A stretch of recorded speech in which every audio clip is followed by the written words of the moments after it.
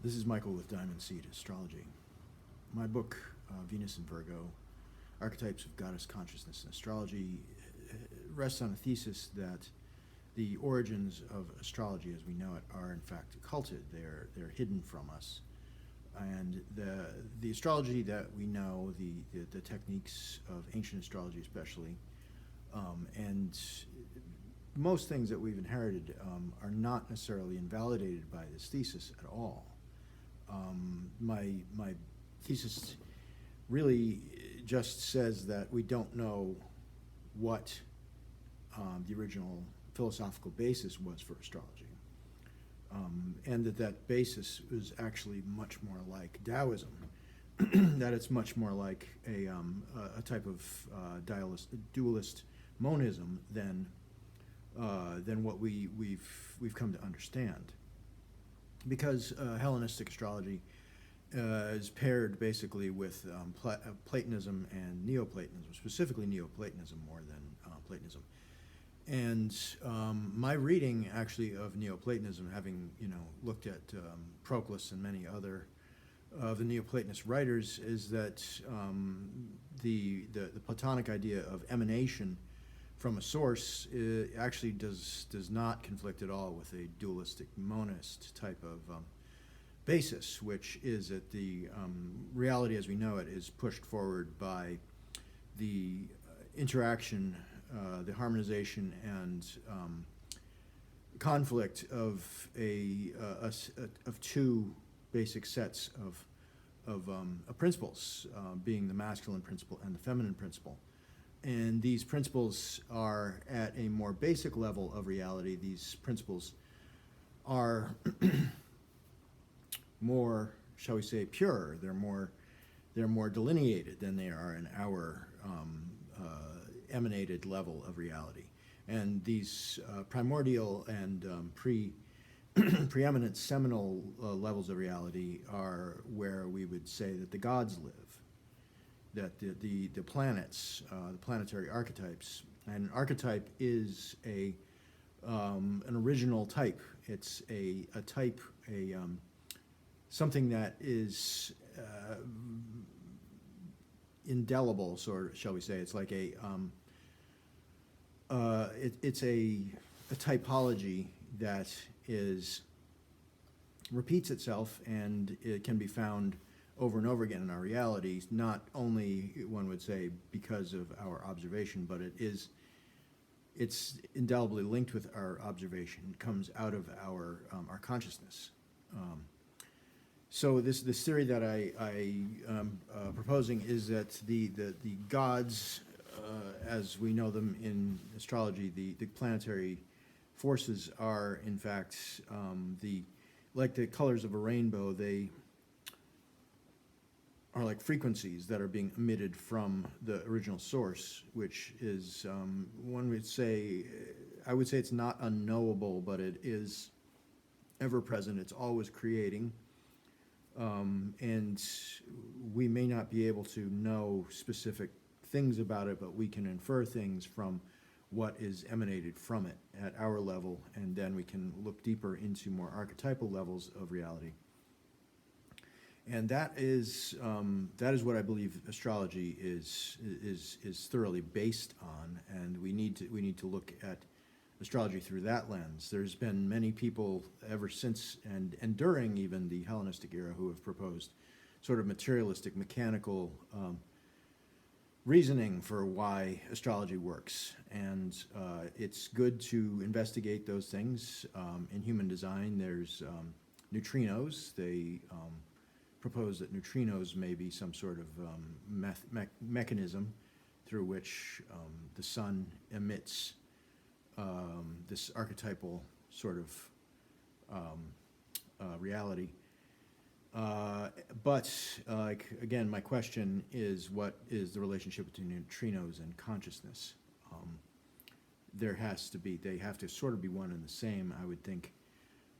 And our understanding, of quantum reality is that these things are capable of changing and shifting with the observation of the individual who sees and perceives these things. So that's a sort of in a nutshell what my thesis is about astrology. So astrology's keywords that accompany the signs and the archetypes are valid. They're valid. They're just several steps removed from what I would see as being their most archetypal expressions. That they are in fact much sort of simpler than what we have, but also much richer. And that the mythological information we have about the gods, the Greek gods, can be read into these archetypes very clearly when one understands the correct metaphorical framework for this. The masculine world and the feminine world are represented by the planets in the day sect being the masculine world and the night sect being the feminine world, and these worlds are constantly in conflict and harmonizing with one another. So at our level of reality, they're simply not, they're in constant flux. They're changing just like the seasons are changing, just like the human body is changing. There are parts of it that are biologically sort of fixed. That can't be, that really can't be refuted, regardless of modern ideas. But that does not change the fact that there's this other level of masculinity and femininity, which is a relative level, where a biologically more masculine being can exhibit feminine traits clearly. So we really would be well served to parse this back out and bring it back to a more hermetic and dualist framework. So I also do not believe that Immanuel Kant, who the philosopher, assigned sort of part of our reality to a numinous, unknowable status, and I don't think that's useful. As I've said, we get into some really hard to delineate areas here, but the pregnant void from which reality springs is we can know things about it through observation of what comes from it, but that doesn't mean we ever truly know it. But it's also not unknowable. So this gets a little murky here, but I think this is what the ancient people were trying to get at. And I think this is these ideas undergirding astrology will make it much more useful and much more logical. Modern astrological types have, there's some adherence to idealism among astrologers. There's many astrologers who have no clue about philosophy whatsoever. And there's others who basically are trying to reconcile a materialist paradigm to astrology and struggle mightily with it without understanding that that's what they're trying to do, because that will never really work out for them. Even though I'm not a pure idealist, I do adhere to, sort of, I guess adhere is a bad word. I believe in the Hermetic principles and taking them in a rather fundamental way in order to look at reality and to place consciousness ahead of the material world, so to speak, but to understand that the material world is not without its own consciousness. And we are in our consciousness, individual consciousness is all there is, essentially. There is no collective consciousness, so to speak. We project our own ideas into the collective consciousness. So that could sound like a solipsism, but it's really not. It's we are connected. We are connected by these principles of reality, as stated in Hermetic thought. So I'm going to leave that there for now. This is, you know, sort of my little niche is this occulted